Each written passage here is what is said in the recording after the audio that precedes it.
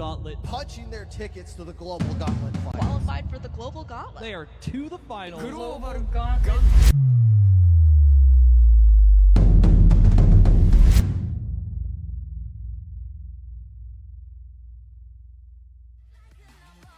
Hello and welcome back to the Global Gauntlet Rewound, where we are going to be watching matches that were not shown on the Global Gauntlet stream afterwards.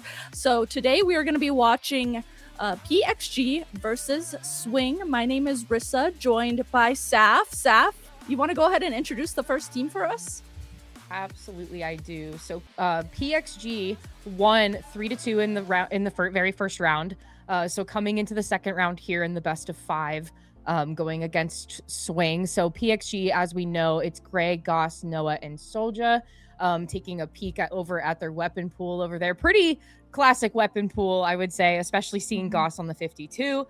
Kind of what you would be expecting, and especially Gray kind of in their blaster era at the moment. Swing, on the other hand, very, very fun and also very strong team as well. You have Momo, Norishio, Reimaru, and Streamer Senna. And Rissa, we kind of got to talk a little bit before we were starting the broadcast here, but Streamer Senna is only 11 years old. And kind of being the one to kind of caboose onto this team, this group of 3 here, that plays together quite frequently and has a lot of experience together. So really excited to see how this goes, especially having somebody so young being able to kind of keep up with the titans of industry, if you will. So really looking forward to how this one plays out. Me too. I'm absolutely looking forward to that as well. So since we got to take a quick look at these two teams, let's go ahead and take a look at the maps that are going to be banned. And as we go ahead and watch this graphic, it is going to be, let's see what the banned stages are going to be up first. So first we have PxG banning Urchin Underpass, and then also Manta Maria. Okay, Saf. Okay, so then PxG taking both of those maps out of the equation, both of those stages, I guess, if you will. The stages now from Swing's side of things also going to be added to that banned list. So Lumeria Hub, we're striking that one out. And the second one is ultimately going to be Crab Lake Capital. Okay. Oh, okay. I'm seeing the vision from both of these teams. You know, on the side of PxG, there's going to be... Okay, actually, so I was really going to get into detail with it, but taking note here, so the stage that we are going to be playing is Marlin Airport, and it is picked at random from the stages that were not banned by either of the teams. So that is just going to be for this first match that we go into. So we get to see this as the random stage selected for game 1.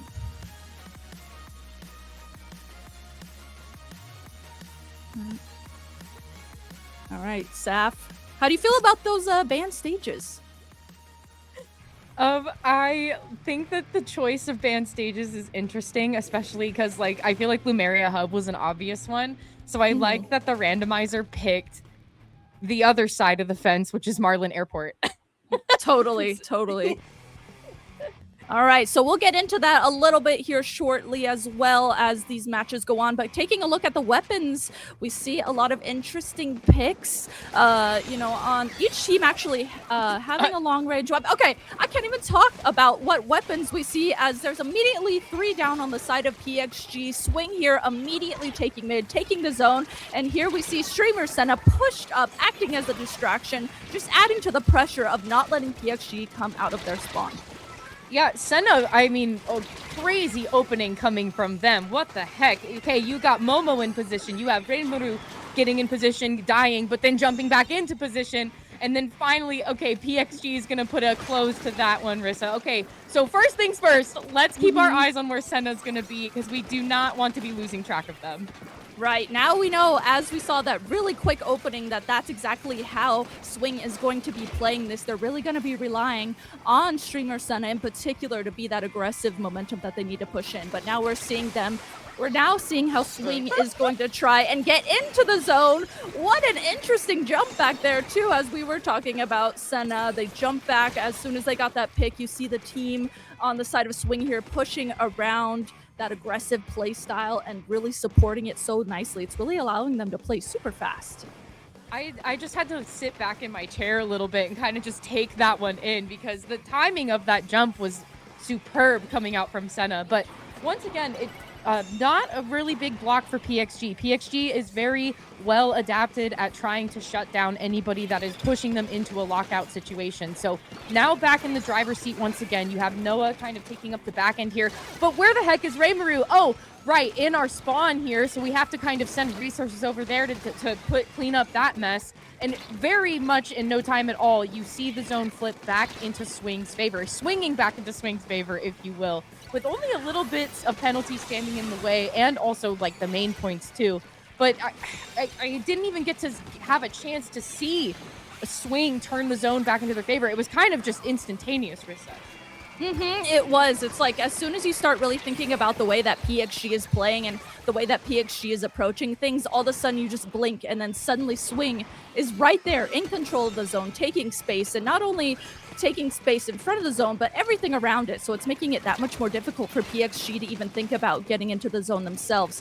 PxG, though, on the other hand, has definitely done a really good job at still coming in and making sure they cap the zone. They haven't been completely locked out, which is super good for them. So they're at least getting back in the zone. They have no penalty points here as we're watching this as well. So they are definitely still in it. And then especially here as they take the lead as well. Taking the lead and taking the crab tank down with them too. Gray also jumping out of harm's way to actually come back for seconds. And a really important trade, I want to add, happening in that corner there. Once again, keeping Senna in check and not letting them run amok. That is going to be really key here for when PxG enters the final seconds. So keeping an eye on all facing north, also trying to expand out your resources. PxG is going to play this, almost perfectly, but here to stay is Swing. Wow, Swing, they, at the last possible second, they had little resources, but they made them work, able to cap the zone, give 60 penalty points over to PxG as well. And now it's just kind of a juggle here in mid, as each team has members alive, they're having members go down. Literally, the zone is painted each of their team's colors. Finally, though, able to paint that zone purple is Swing. We see Senna here pushing up as well, doing exactly what they do best, push up, act really aggressively. Falling back a little bit, that's a good play too. They have no penalty points. If they play this safely, they can actually completely knock this out if they just guard the zone correctly. It's very similar to Senna though. You have Gray trying to infiltrate from the side and barely able to cover the zone with that triple splashdown, but that's going to open the gateway for Goss to go and push Swing into the wipeout situation. The cooler also being popped, Rissa. The game is not over. We only have 40 seconds left, but it still feels like there's so much more.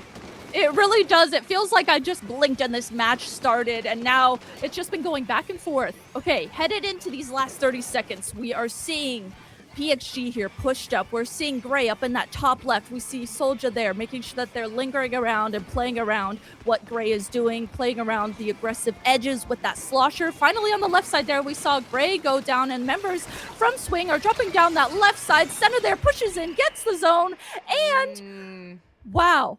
At the last possible second, able to take that is Swing. Saf, what the heck? Oh wait, oh my gosh, excuse me. Yeah, PxG, it's Swing. the overtime. The Swing has Swing actually into the favor of PxG. But that's the thing. That's the thing though, right? Is that these players play so quickly. They play so fast that it's like you almost miss what actually is happening. So PxG actually really went the distance with that and kind of clipping it down in those last couple of seconds there. But I mean, even according to statistics here, the KP damage being kind of how much damage folks can do in the game in comparison to their teammates, Soldier really is a standout here. Obviously, with Goss too having about 51%, but I think we're unsure if the cooler does play into effect here, if that affects your percentage a little bit. But assuming it doesn't, Soldier was really putting in a lot of legwork here. But looking over at Swing too, very kind of spread out statistic. Obviously, the one I'm looking at here is Senna, because I'm like, obviously their percentage has to be higher. I mean, a triple and an opening like that in the first 15 seconds. I mean, my goodness. Obviously. Totally. And then again, too, Momo on that Snipe Rider 5H, it kind of is similar to how Goss is they have that the second highest stat there, but then again, they do have that cooler that they play around, so we don't know for sure if that plays into that as well. Perfect. Well, okay, so moving into the second match here.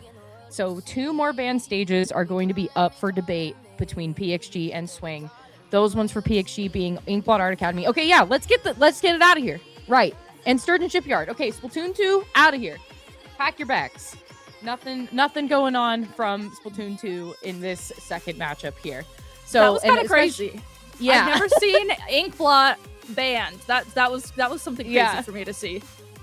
Well, there could be just the idea of that potentially this team can probably play Inkblot better than we can, even though we think that we can play the you kind of have to. You got to pick your battles. So this is going to be the pick coming from PxG, or excuse me, this is the pick coming. No, yes, this is the pick coming from Swing. So 2 stages getting taken off the list. So you have Swing coming in and being like, okay, now with 6 stages being out of the way here, Undertow Spellway is going to be where we go for game 2. Yes. Okay.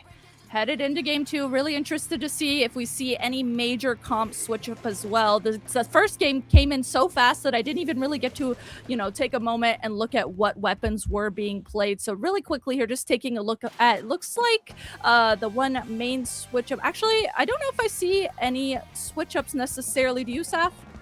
No, I think we're kind of on a similar wavelength that we were seeing before. Yes. So yeah, okay. So a double zone here though. So we were originally in one big one on Marlin Airport. Now we're going to be going to the double zone, and also you have a lot of overhang here, so fights can get really tight, and so you have to kind of know how to maneuver in really small spaces.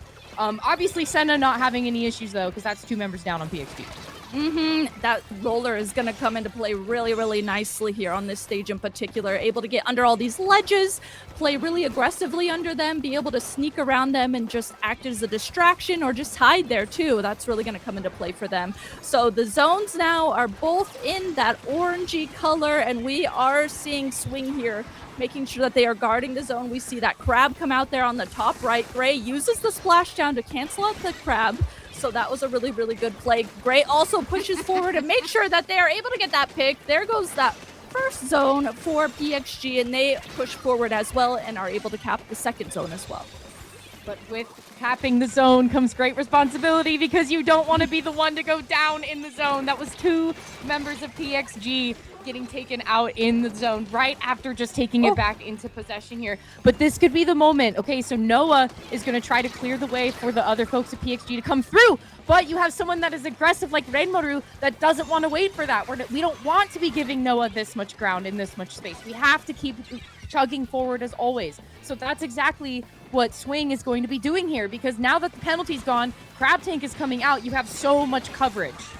Yeah, Meru this time is now using that crab not as aggressively, more so using it to create space from farther away on their side of the map to create that positioning for their teammates. And it looks like it played out really nicely. They have been able on the side of Swing to be able to keep control of their zones. But now we are seeing slowly but surely PxG is pushing forward. They are able to paint both of the zones. And there goes Soldier with that slosher. Gets a pick, helps paint the zone. And now with no penalty points, we now see PxG trying to set up and get in positions to guard the zone, but they do have to be really careful. They do have 1 member down, so that they just got to play around that as best as they can and make sure they play carefully. Yeah, and you could tell Soldier was trying to play that as carefully as possible. The Crab Tank ultimately has prevailed in that battle, though. Rainmaru is left unchecked. Noah is being pushed here. You can see Gray trying to come in and help, but it's not going to work out. 2 really important picks there coming out from Noah, or excuse me, 2 important picks there coming out from Swing, and now it's kind of clearing the way for the folks at PxG to come through. But still, like, no one wants to take space for, so we can't overextend ourselves, because trades are just not an option right now for PxG. Yes, totally. Great point to bring up, too. They know that there's only 30 points remaining for Swing to be able to end up completely KOing this. Finally, though, it looks like their patience has paid off. They played patiently. They made sure they played together on their side of the map. They gave that snipe rider, the distance and space that it needed to play safely around that. And now look at this, having their E-leader set up, Noah here, able to get a pick and able to assist with their teammates in pushing forward and allowing them to be able to play around the range that E-leader provides. And Gray playing so patiently right in the front there. I mean, revealed their position maybe a little too early, and especially not as great the second time around, unfortunately. But still playing so patiently, because that's the thing. You don't want to do it too much. You don't want to overdo it. You don't want to overextend your resources before you have to. And that wave breaker coming out from the side of PxG is going to be huge, because now you've marked the snipe rider player. You now know where Momo is going to be at. So the range person can stay in check. But still, there's still enough range and paint to be had from the side of Swing, because you still have a bunch of paint going on to the zone here. And especially if you keep Senna unchecked too and allow for that much space to be had from Swing, I mean, what are you gonna do here? So PxG really needs to try to hold it down in the center stage here. And that is still gonna continue with keeping Senna in check, and an important trade taking out the backline too. Yeah, that was a really good trade coming out from Gray there. Now that backline anchor weapon that Swing relies on so much is really going to possibly hinder their ability to be able to guard the zones here. Let's see, though, as we head into the last 15 seconds of this, and one member down on the side of Swing here, we're seeing Goss saying this way, making sure that they are pointing out what is ahead of them, but it looks like Swing is just guarding the zone so nicely, and with one member going down on the side of PxG, another member going down on the side of Swing, there's just chaos unfolding everywhere. 3 members down on the side of PxG. We're seeing Goss here trying to come around the right side and just knowing that they desperately needed to paint the zone, but not quite able to get to it, Saf. And in that final frame too, we saw Goss almost reaching the zone, but what was that on the horizon? That was 3 members of Swing with a cooler looking down onto the valley where Goss was trying to save it all. Unfortunately, just not enough time for PxG to turn that one around. So looking at the stats here, one correction I want to make, Rissa, from what we were saying before, with the KP percentage on the side. So this is actually kill participation percentage. So what that actually means is, from that last game, we were talking about Soulja having 48%. That means that Soulja did damage in 48% of the splats. So not that they did 48% damage for the team. It was 48% damage of the splats total. Ah, okay. So okay, take that information now, and looking at this chart, look at Goss, 52%. Yeah. So that means Goss was everywhere. Yes.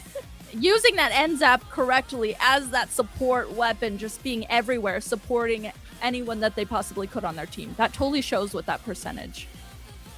That's so wild. And it's interesting to see it on Swing side of things, how it's a little bit more even. It seems a little more balanced, which again, that kind of makes you think about a lot of the times how Western plays, where it's like, okay, we have these set roles. You have somebody that's really hyper aggressive. You have someone that's a little more defensive. You have a backline. You have this.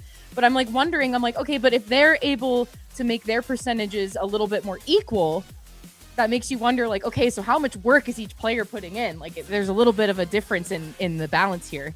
Totally. So Swing choosing to ban another stage. So with PxG's pick, they are the ones that have to choose from what is available here. But remember, these 8 that are on the side, these are not available to be chosen. Yes, 8 on the sides, the 4 on the left, the 4 on the right for those watching are banned. So picking from that middle list of stages, we are seeing that PxG is picking Mahi Mahi Resort.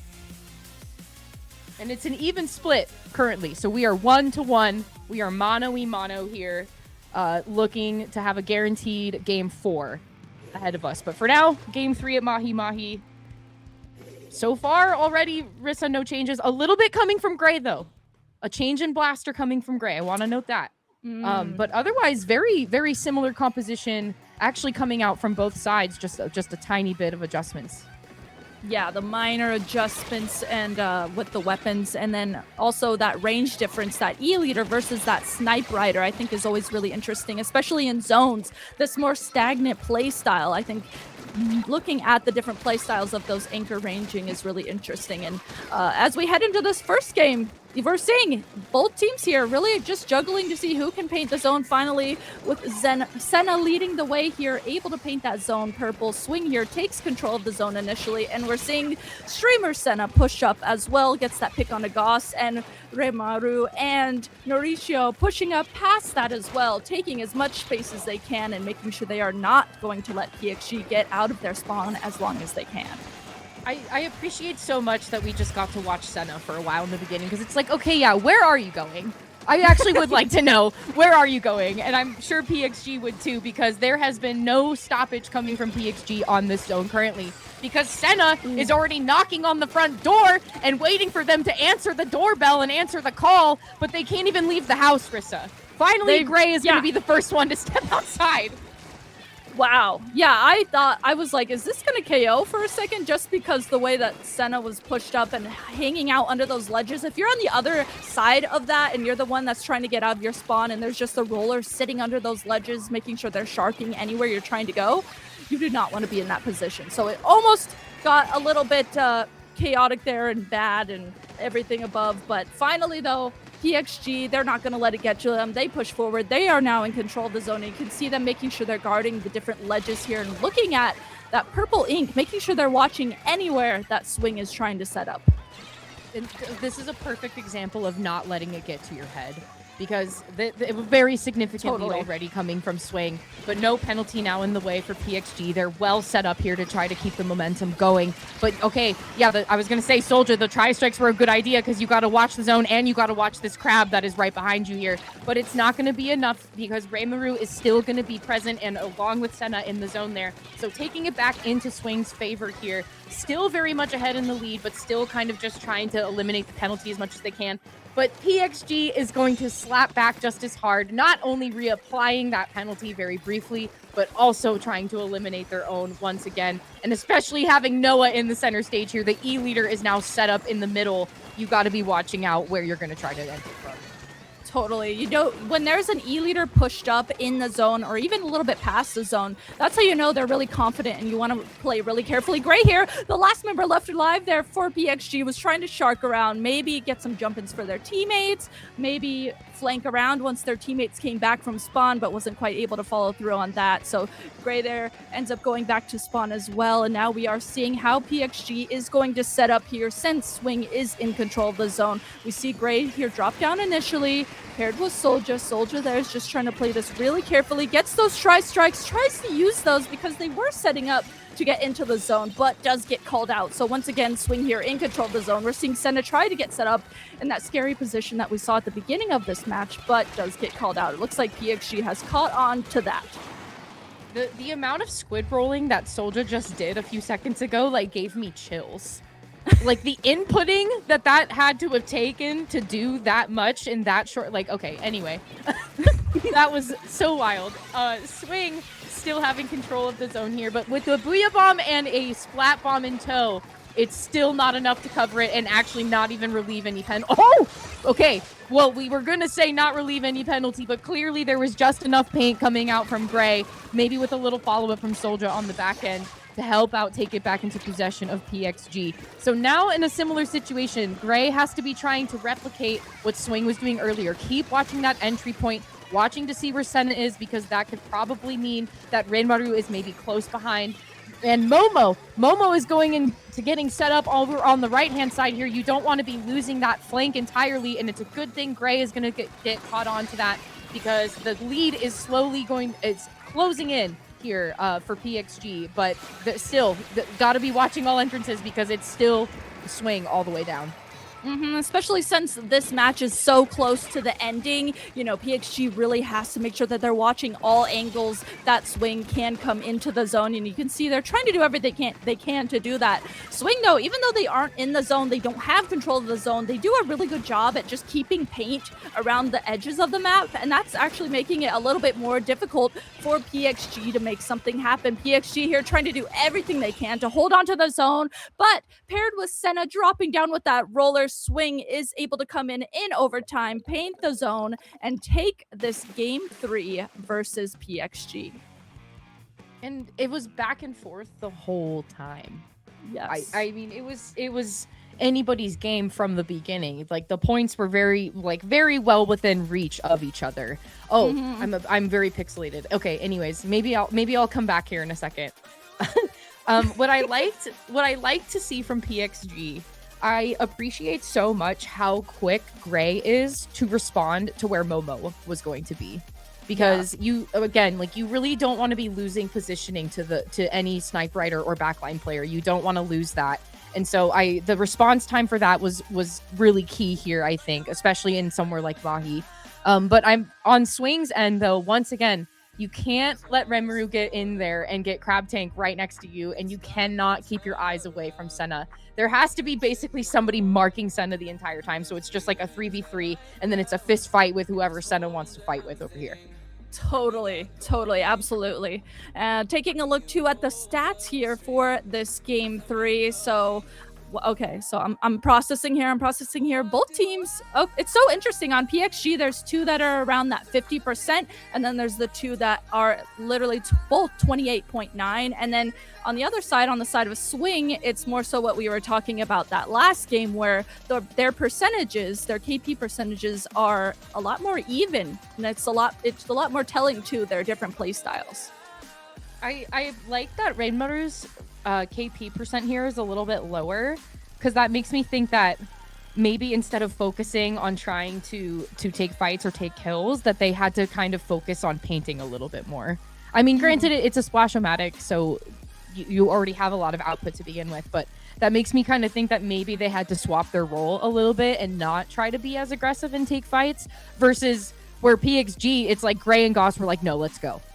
Like, it's time, let's ride. It's time to go. It's time to fight right now. And like maybe having to try to switch your aggressor on the side of Swing maybe disrupted things, but obviously not to the point where Swing didn't take that map, obviously. So it was still like enough, and it was working out for them. But that being said, we still have to move on to game 4. Swing now being in the match point seat. This now means that Swing has the opportunity to ban 2 more stages, and that PxG is going to be the one to counterpick here. Yes, so as we go ahead and watch this, it looks like Swing is initially going to be banning Brinewater Springs, and then thinking here, let's go ahead and see, it looks like Mincemeat Metalworks is going to be their second map ban. So with that being said, PxG now gets to pick one of the middle stages for their counterpick. And I wonder if this was an easy choice too, out of what was left, because we saw earlier in the banning stage that multiple Splatoon 2 maps were removed from the equation. This one, however, of course, standing the test of time as always, and maybe this whole set is proving that Mako Mart will always stand the test of time against Inkblot, no matter what anybody says. But obviously, we're playing zones only here, so that also can contribute to how that pans out. Opening statements, though, being made. Obviously, Swing is going to be the one to throw the first punch here, because you have Mauricio and Renmaru already trying to infiltrate the base. Totally. Immediately pushing up, trying to play really aggressive. They have those really explosive openings that they really play really nicely around, and that seems to be their strategy. If they can make a really strong opening and then just hold space after that and just continue to spiral off of that, they play really well off of that. So that is initially happening here. We see Senna once again push forward with Mauricio, and they are able to get their score remaining all the way down to about 40 points here. But PxG, of course, they don't ever let this get to them. They've got this in the bag. They're usually able to come around. Here we see exactly that happen. PxG paints that zone paired with those tri-strikes, takes 2 members down on Swing as well, and now PxG is in control of the zone and ready to start counting down points.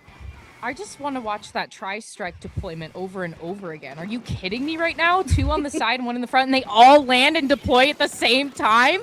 I mean, you couldn't ask for something better from PxG in this situation here, because there's been nobody in sight so far coming out from Swing, and especially you have Senna running out of ink right there and actually exposing their position too. So now going to be called out for that, but still that takes away a lot of pressure from the zone, because that is going to be Swing recapping.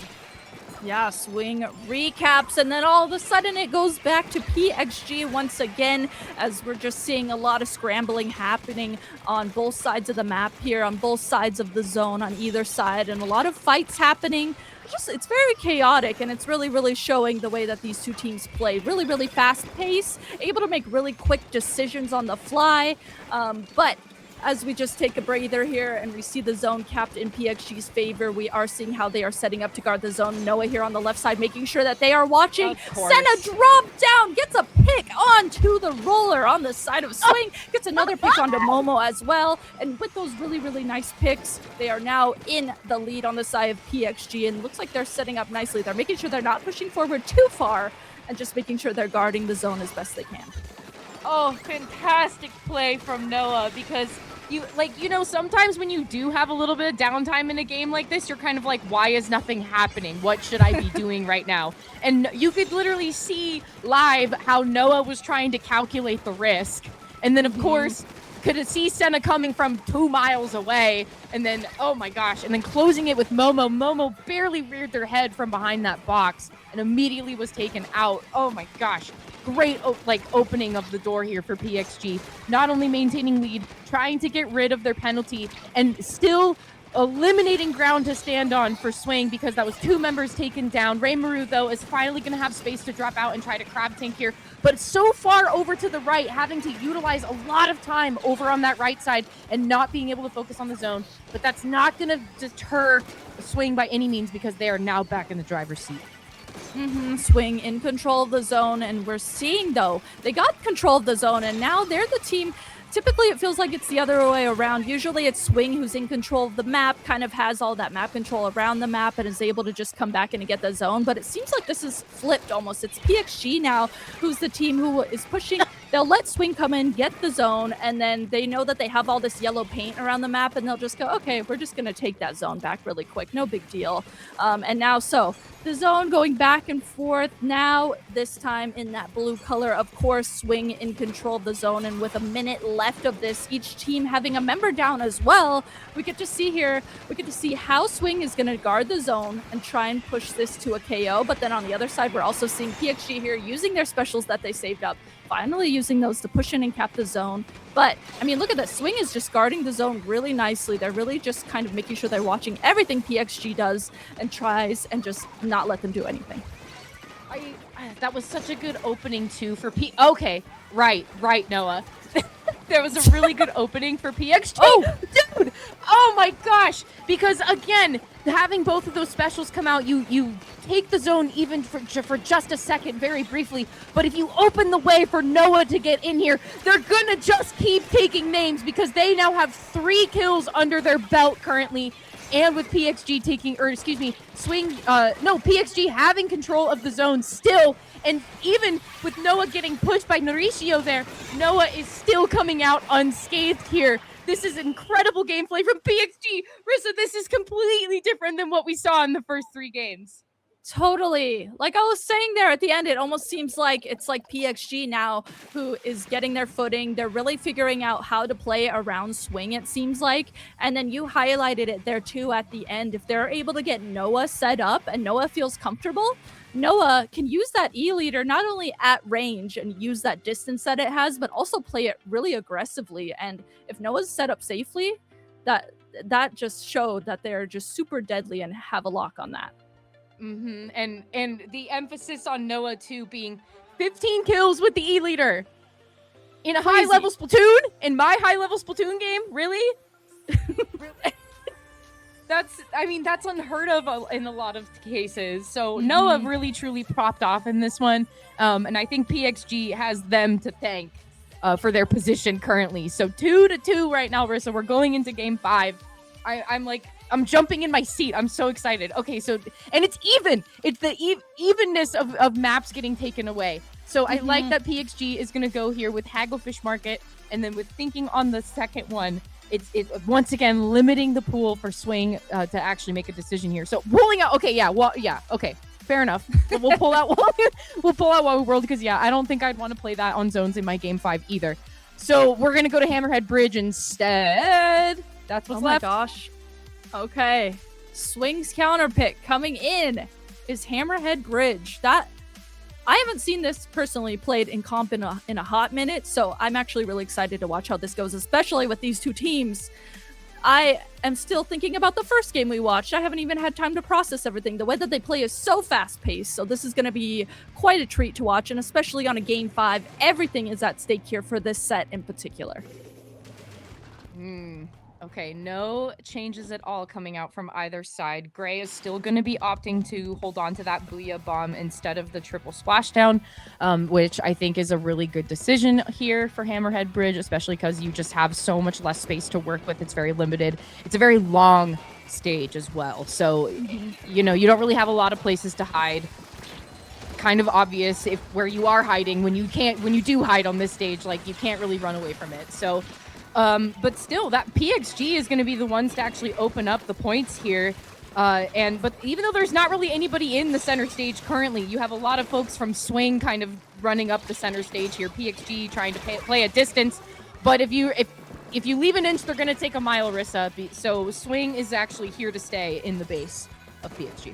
Totally. They, as soon as they saw, I think it was Senna there push forward, the rest of them followed through. And I love that. The way that they're not able to hesitate if they see one of their teammates going to play aggressively, they say, all right, you know what? We're all going to push in with you and have your back here. And this has played out super nicely for them as we see them now get past that 50-point remaining marker using this Booyah Bomb in their spawn. Mauricio is going to hold this here, throws it up at that top right at Noah in particular. That is going to be a great pick for them. Noah has been getting all the picks onto them. Noah is really, really a high-stakes player for PxG, and they are not letting them out of their spawn, Saf. No, not at all. Mauricio is cleaning up the shot because that's 3 different members going down. Noah's trying to infiltrate as best they can. The jump didn't even have a second to try to do anything at all, and Noah was the only one remaining, unfortunately, to try to take the zone back. So a huge punch being thrown PxG's way in this final Game 5, a 3-2 setting for Swing. I couldn't have imagined it any better. Right. That was a really strong closing statement there from Swing, just making sure that they completely KO that. They did not let PxG out of their spawn at all. I'm still processing that. That just went by in a blink of an eye. Yeah, and the stats also confirm it too. PxG did not really have a whole lot that they got to deal with. You have Momo actually not leaving the stage at all. Raymaru is the same. Mauricio was able to get 8 kills Shish. and did not leave the spawn of PxG whatsoever. So, I mean, picture perfect ending coming from Swing.